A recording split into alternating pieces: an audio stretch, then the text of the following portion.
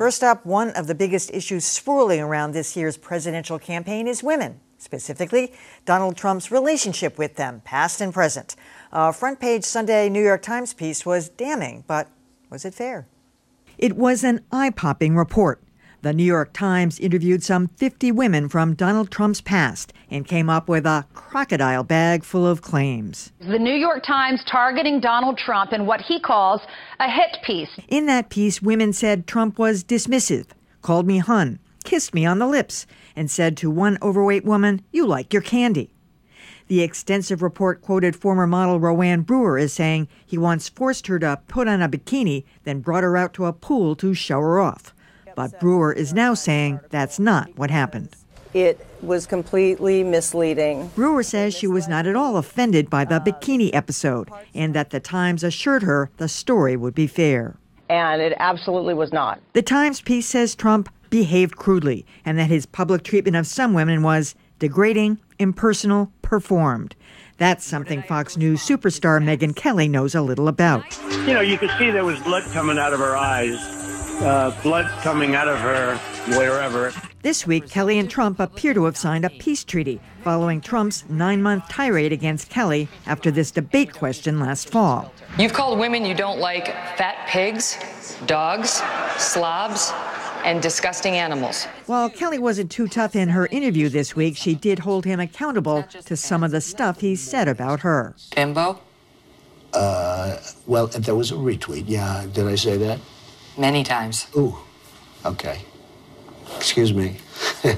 Over your life, Megyn, you've been called a lot worse. It's one thing if Trump does the name-calling, another thing if it's the Times. All right, I have to say, this jumped out of the page for me last week because in the very first, it was a lengthy piece.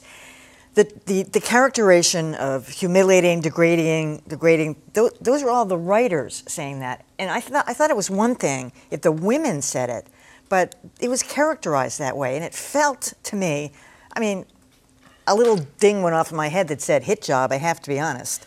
The toughest part was for me in that story was where they talked about the beauty pageant contestants, the Miss Universe and Miss USA pageant contestants, who were somehow stunned that they were being judged by Donald Trump on their looks. You know, exactly. It's like, but some of them did come back, like that Roanne Brewer, and there were a few others. Roanne said that the whole episode with the bikini thing was completely mischaracterized. She wasn't embarrassed. He didn't force her to put it on. He said he offered to, she didn't bring a suit, he offered one. And when she went out there with it on, isn't she one of the gorgeous Trump girls? She liked it. I will say real quick, the operative term is mischaracterization, not misquoted. Yeah, no, because absolutely. That's the thing. You know, I think a lot of people who see themselves in a story and think it's, you know, that they don't like the context or they don't like the representation, they say they were misquoted. Yeah. She never said there was anything. She never said misquoted.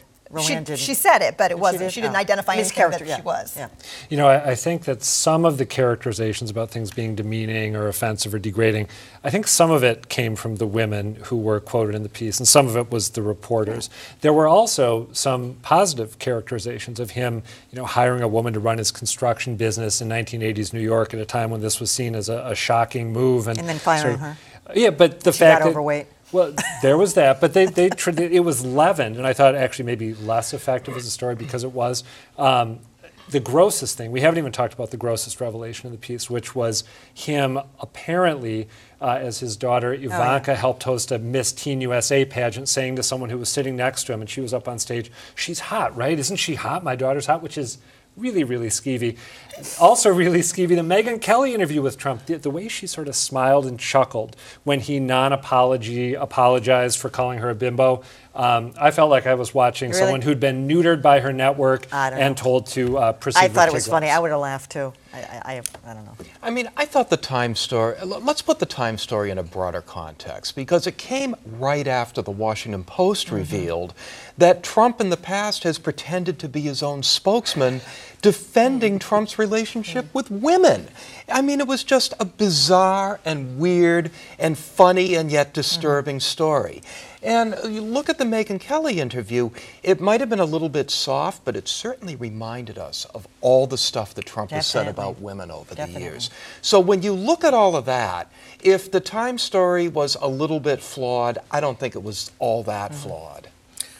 I don't think it was flawed. Okay, There is a reason why so often when there is a domestic dispute, that even though the wife or the husband, whoever's been abused, says, no, no, don't do it, the law says you process it because there's a bigger issue here. And it's happening whether or not you recognize it. So Miss Model, who said, not humiliated at all, that I put on a bikini, I parade in front of everybody, and they think it's cute. I was fine with it. I'm glad you're fine with it. That's humiliating. She takes exception to the term parade. Well, she said she wasn't paraded. Well, let me say it. Let me rephrase it.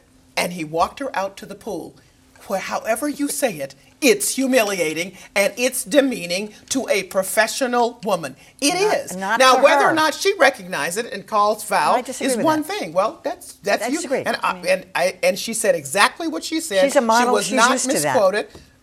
In a professional setting where any of the men walking around in a tiny little Speedo showing off everything and being commented on, nobody did that. In a bathing suit. It was a pool party. I'm sorry. Yeah. I just think to have commented on it, it's different. If she brought her own suit, everybody's in the pool, different situation. He's commenting and showing her. That's why this is going to be a story forever. That's exactly right. And as for the woman with the construction business, she's now done several interviews to say, absolutely, it was a big deal for him to put me in that position. And absolutely, he was foul on the job. He was really not the guy you want to be around as a professional woman. And I'm saying that as somebody who worked with him. And he did make the comments about her body size. So all of it is true, and you can mischaracterize it if you think it's that. If you're a model and like to put on a bikini in front of other professional people, that's your business. But as I began by saying, other people can view it differently. That's, certainly the subject of the story did.